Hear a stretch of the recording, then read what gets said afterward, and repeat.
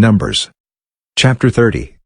Moses spoke to the heads of the tribes of the children of Israel, saying, This is the thing which Yahweh has commanded. When a man vows a vow to Yahweh, or swears an oath to bind his soul with a bond, he shall not break his word. He shall do according to all that proceeds out of his mouth.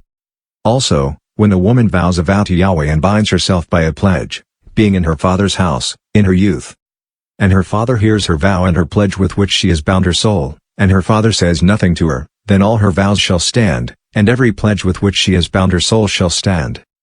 But if her father forbids her in the day that he hears, none of her vows or of her pledges with which she has bound her soul, shall stand. Yahweh will forgive her, because her father has forbidden her. If she has a husband, while her vows are on her, or the rash utterance of her lips with which she has bound her soul, and her husband hears it, and says nothing to her in the day that he hears it, then her vows shall stand, and her pledges with which she has bound her soul shall stand. But if her husband forbids her in the day that he hears it, then he makes void her vow which is on her and the rash utterance of her lips, with which she has bound her soul. Yahweh will forgive her.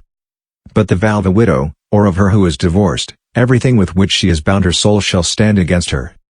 If she vowed in her husband's house or bound her soul by a bond with an oath, and her husband heard it, and held his peace at her and didn't disallow her, then all her vows shall stand, and every pledge with which she bound her soul shall stand.